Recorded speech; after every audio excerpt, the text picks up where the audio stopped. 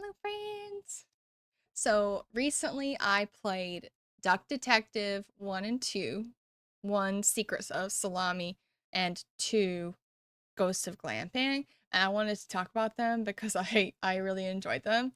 So basically, I first heard about Duck Detective Secret Salami when the demo came out. Well, my husband played the demo, actually. I never even played the demo. My husband played the demo. He talked about how he liked it and how he thinks that I should try it. I never did. However, him saying that locked it away in my brain, and I always, like, thought about it whenever it went on sale and stuff.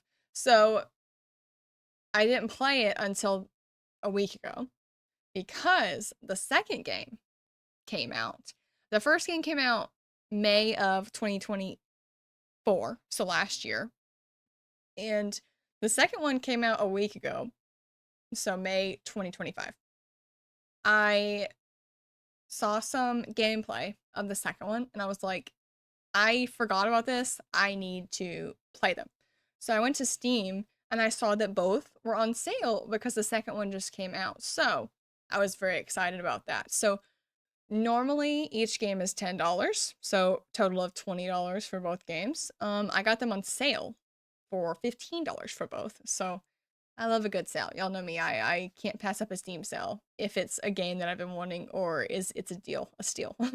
um, so I was really excited to get them on sale. Like I said, right now they're both, well, the second one's still on sale because it came out. However, by the time I release this video, I think it's gonna be off sale. So they'll be about $20 for both.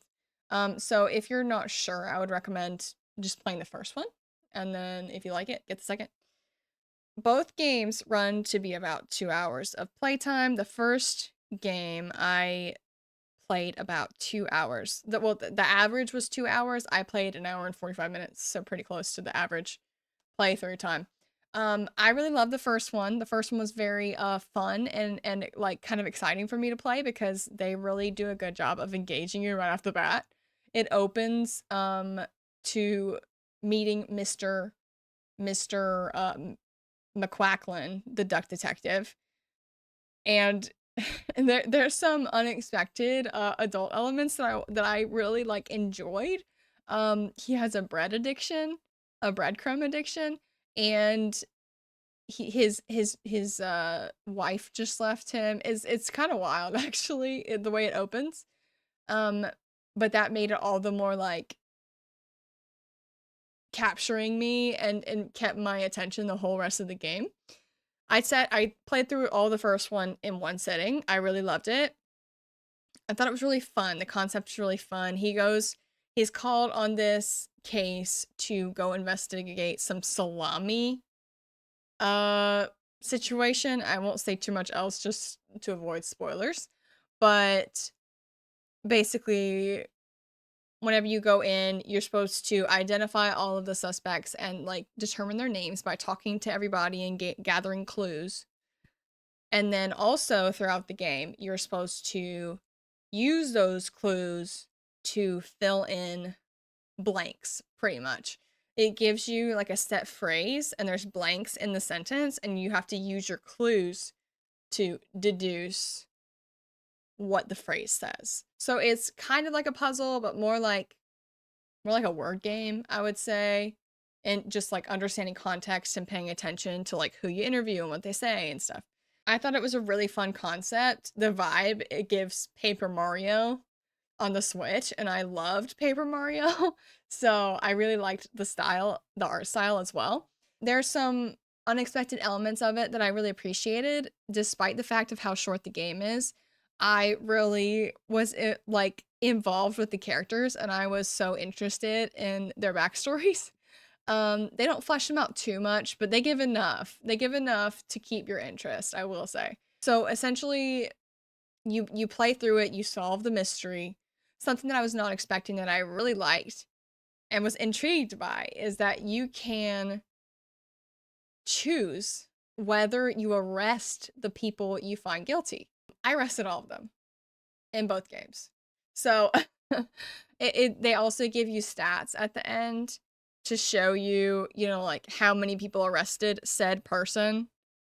And there was one that I I was the outlier on. That not a lot of people arrested this person. So I thought that was funny. I love seeing those stats too. So that also kind of gave me a little excitement at the end to see that kind of stat. The second game, so the first game ends kind of leading to a second game in like just a little bit to give you like for further fun and expectation.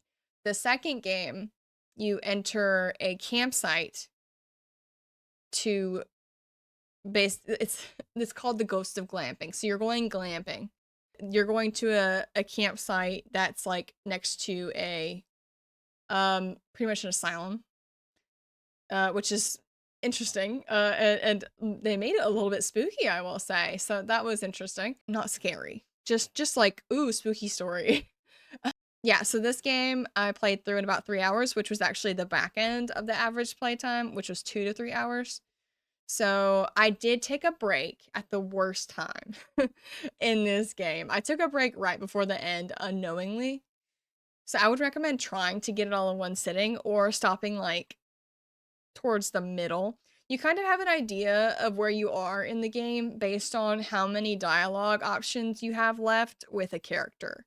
So I should have known because there's 6 dialogue options for each character, and at the end you get them as you go. I should have known that the game was going to end soon because several characters I had already finished the dialogue options for, so that was my fault for doing that. But basically, I would recommend trying to finish in about the middle if you have to stop in the game and you don't want to grind all of it at the same time. But I really, really enjoyed the second one as well. I think the second one had more content. Obviously, I mean, I played through like a little bit more of it. Um, this in the second one versus the first one. Obviously, my playtime was much longer in the second one, but I was also yapping on stream, and you know how that is. So I felt there was more content in the second one. There was more to figure out, it seemed. More characters. There was a bigger map as well. It felt bigger.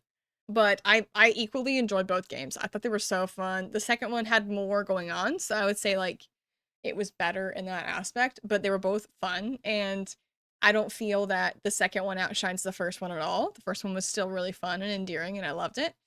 So I really had fun playing these games. I will say that. I oftentimes I find myself like getting grindy and just trying to like finish the game if it's a short game.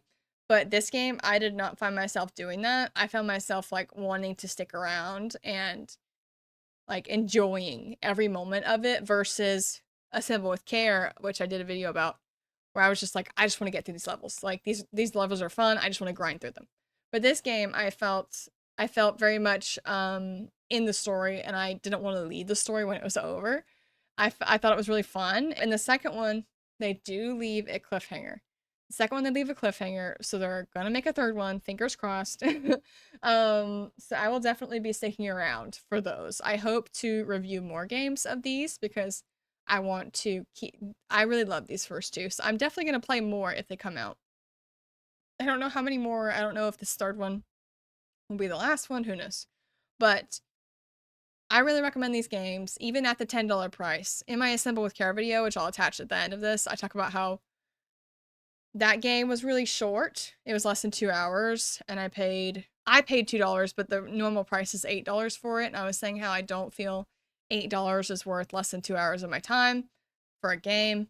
However, I don't feel that way with these games. I had so much fun playing them that I feel the $10 for 2 to 3 hours is worth it.